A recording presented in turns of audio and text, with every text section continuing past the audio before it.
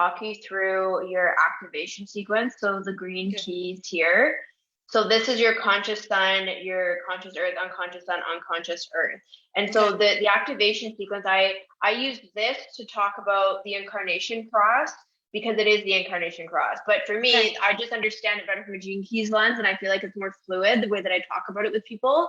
And so the activation sequence is really about like your 3D realm experience. So it's like the challenges that you experience, like what grounds you in the 3D realm, like what has you be radiant in your life, and then ultimately your purpose, which is like, you know, how you're meant to show up, how you're meant to be. It's not like what you're physically doing. 16 is found in the, oh my gosh, where is it? Not in the splenic center. It's in the throat, reaching for the splenic center. So this is connecting to 48, which is the gate about resourcefulness and also just looking at the shadow is inadequacy and the highest expression is wisdom. So there's like this resourcefulness energy connecting with 16, which is about really mastering those resources. So you have this full channel and you have 48 also hanging unconsciously. The way that I see this life's work and this gate, having that into your throat, like what you're going to be really speaking into existence is how you alchemize, let's say, you know, the fragmented pieces of being indifferent or not being sure of like what it is that you're doing or the skills that you need. And then actually using the little bits of things that you have. And it's really great because you have that 1-3 profile as well, and alchemizing that into being versatile, right? And it's through the versatility that you become, you know, you have this ability to master. And it's interesting because this actually ties beautifully into your evolution, which is 9 is about the gate of focus, right? So this is found in the sacral center. And so your life's work and your evolution, they've got this real push and pull energy, right?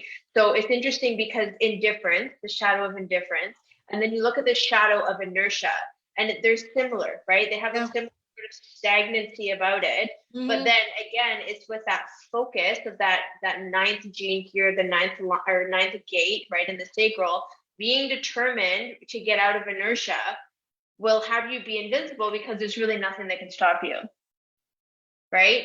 So these are like the common energies and themes that you're going to see in your life, and then really experiencing the shadow side of indifference or, you know, feeling inertia. Like it's interesting because right now through your sharing where you're like, Kayla, like I do this coaching with infertility and I'm just really not sure about it, and you're feeling a bit stuck, like you're a little bit in the shadows, right? But it's so interesting because it's funny because I like recently channeled this and it was just like your shadows are your points of resilience. So this is like the perfect place to be because obviously you know that the next step is to come into your gifts, right? A determination and versatility. So the interesting thing is that the one line is that, like, you know this, right? It's this search for facts, for information, starting new things.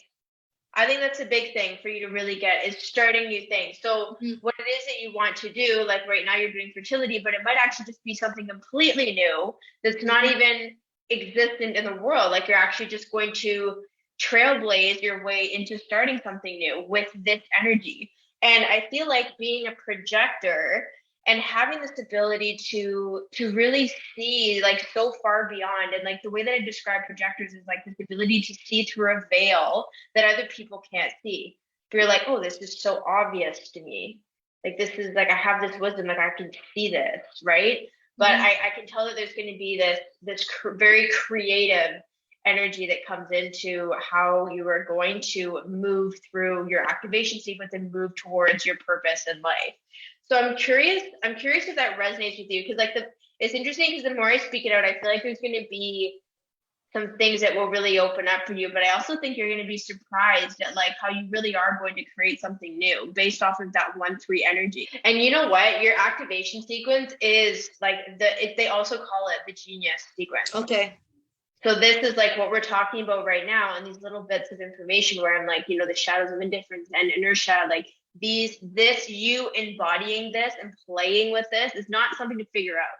So that's one of the things I feel like there's a shadow side to all the profile lines, not just the one, but I feel like with the one, it's like it can get so laser focused where it's like, okay, I want all the information. Like I need to figure this out, right? Yes. Rather than looking at being creative and having like, the energy of the 3 line of, because you're an energy projector, so you have your emotional solar plexus defined and your heart center, which are the 2 motor centers, is, you're going to be very driven by your emotions as well, unconsciously, because you have the 37 and 40 unconsciously connected, but you're going to have this willpower to drive with your emotions to figure things out. I'll just talk about the pathways really quick. So Yes. the life's work pathway to the evolution is called the challenge pathway.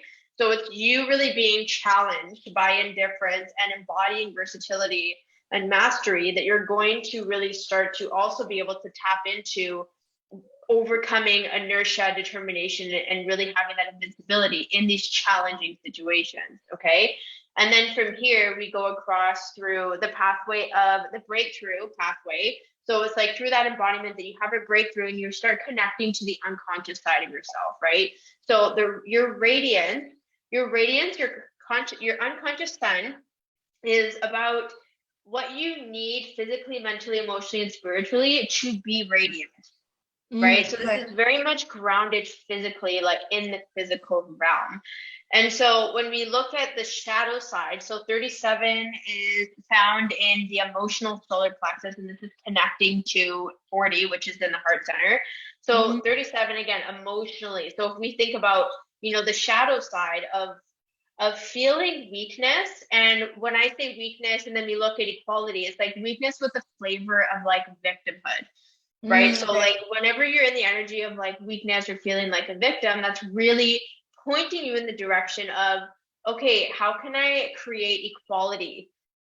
And then how can I from that create a tenderness, which is really tenderness and weakness are quite the opposite, right? They really balance each other in that yin and yang of, if you think about when somebody's feeling weak or if you're feeling weak, like it really is that self-compassion, that love and that tenderness, right? This is the 37 is living in the emotional solar plexus. So that's why there's this tone and this flavor of emotions, right? So when you're in this state, when you're alchemizing weakness into equality and coming from this energy of tenderness, this is when you're really going to be radiant physically, mentally, emotionally, spiritually in your life. Tenderness, I would describe as like, I really feel this gentleness, like this softness, this very caring, kind, loving energy.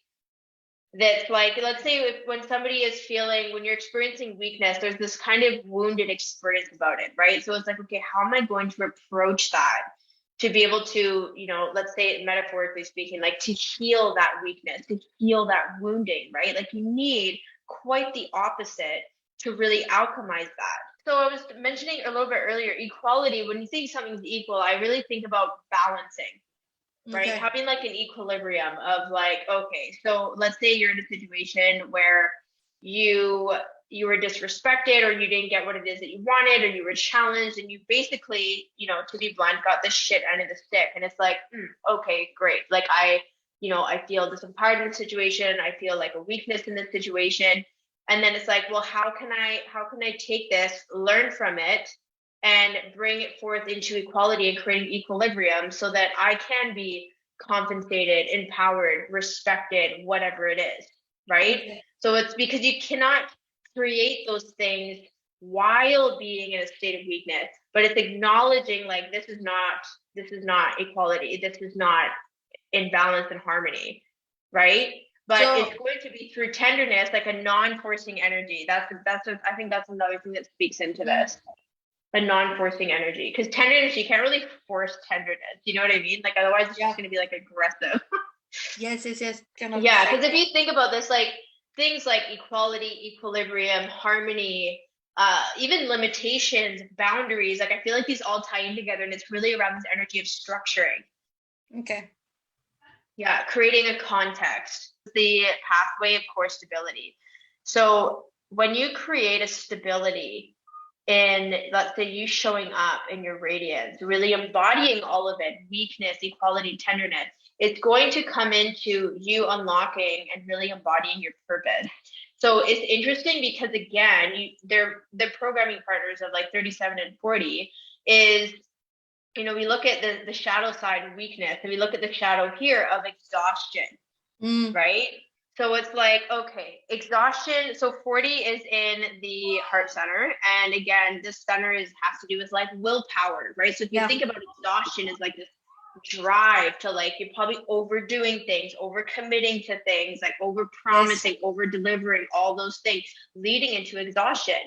And so really it's like exhaustion is like this overdrive, like things are stuck on, there's no off, right? It just keeps going. So when you think about the gift of resolve, we think about literally a problem and we resolve the problem, there's a solution, there's like a completion, right? So if you think about when we put the brakes on exhaustion, there's going to be this energy of resolving whatever it is that kept you turned on and overdriving yourself, right? With that willpower that just can't turn off.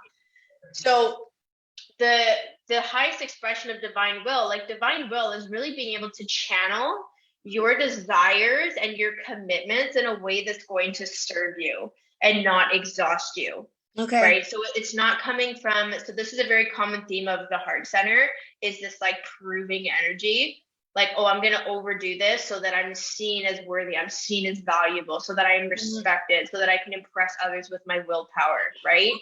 But it's really about being very specific about where you're putting your intention with that willpower that you have access to, because that center is defined. So this is why I love talking about gene keys and human design. Like I love that the little human design chart is here, because then I can kind of like show you from a human design lens, like how this shows up.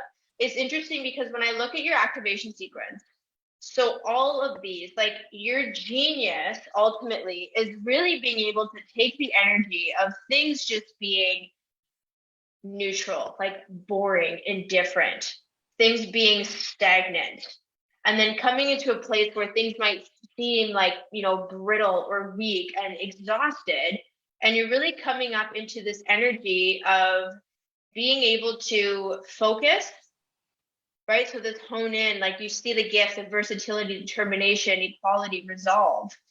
And then coming into the highest expression of just like, when we look at mastery and invincibility and tenderness and divine will, like there's a lot of love, and there's a lot of intentional direction and strength is what I'm hearing in this. But basically what happens is your vocation, before it's your vocation, is your core wound.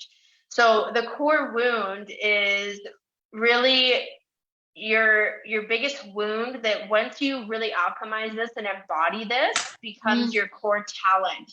We go into the culture sphere. So the culture sphere is this is actually the shadow. This is what I found really interesting, and this really made a difference for me. The culture sphere shadow is what directly blocks your prosperity in life. So for example, my shadow is stress. So when I notice I'm stressed out, I'm like, Kayla, let's take a look at this, because right now you're completely cut off because you're in the shadow, right?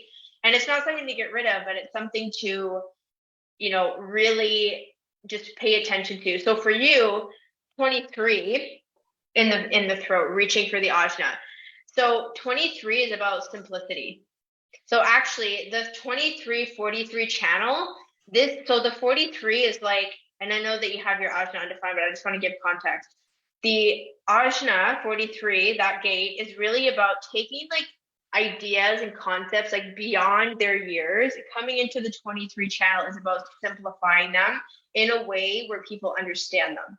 So basically what I'm saying is that with the gift in the shadow in your culture sphere, when you have a context of things being simple and things being digestible, that is your pathway to really unlocking prosperity in your life.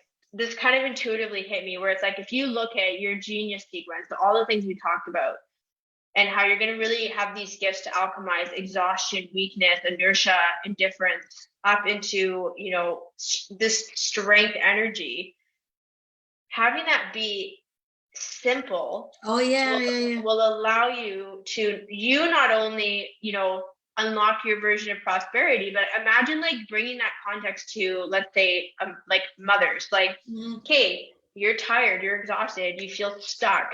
Like, let's talk about how we can have this like tenderness energy and how you can really set your boundaries, and let's simplify it.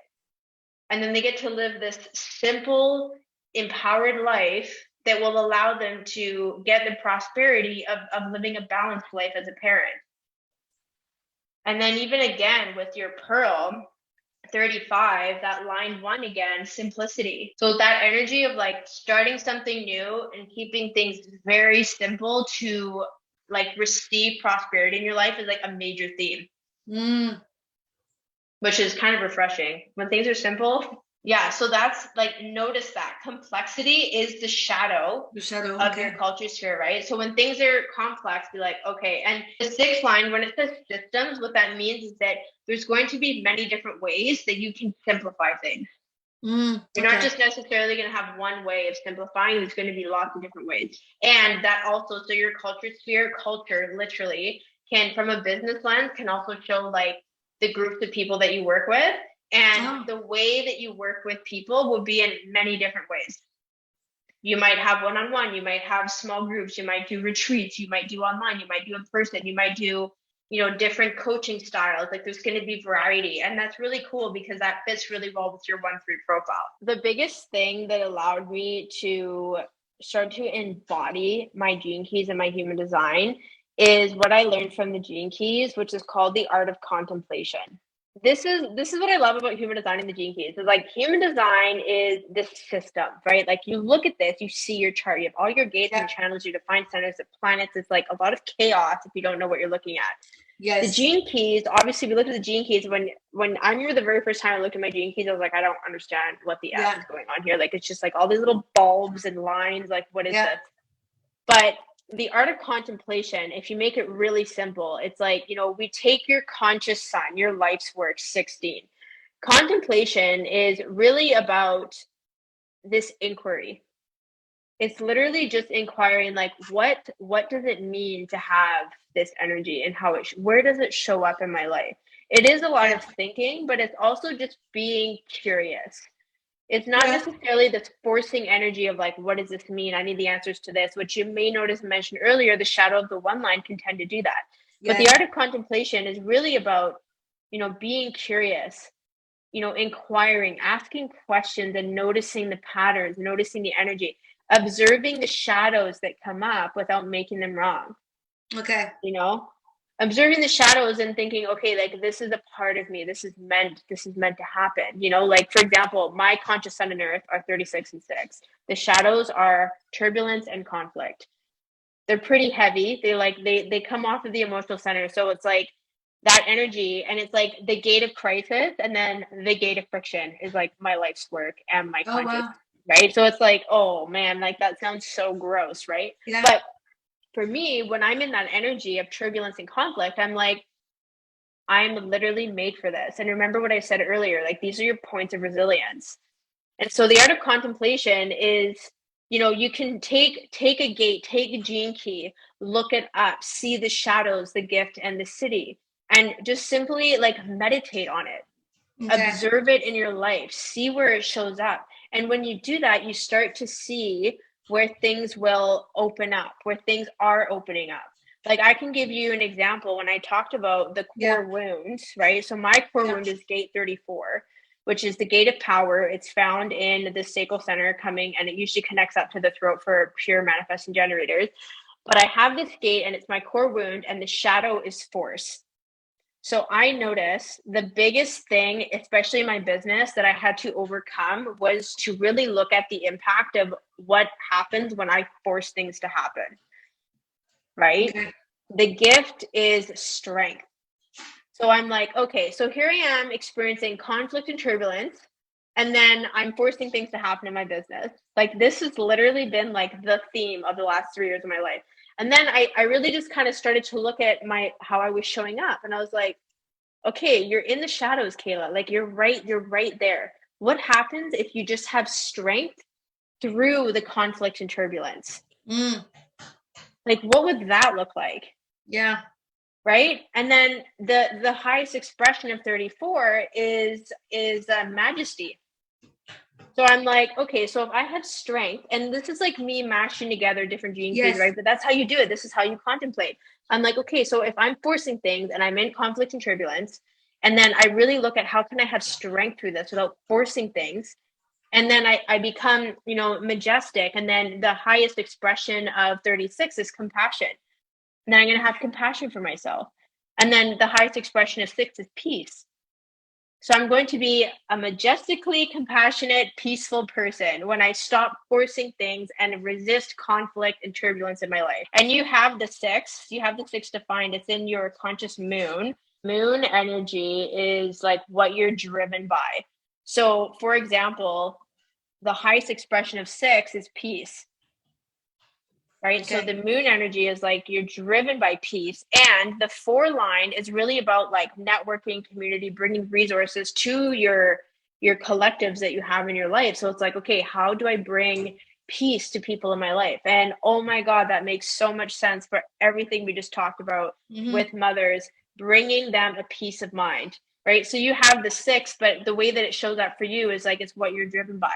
Whereas for me, it's in my conscious earth. So what that's going to look like is, you know, what is grounding me in my life. And that's like when I'm able to embody conflict, then I'm going to be able to move up into experiencing like being diplomatic and, you know, experiencing that peace. But I have a 6 line energy. So then it's like, I'm going to role model what it's like to alchemize conflict. Right. Whereas for you in your conscious moon, you're driven by alchemizing conflict up into peace, and you're going to bring that to your communities through the 4 line.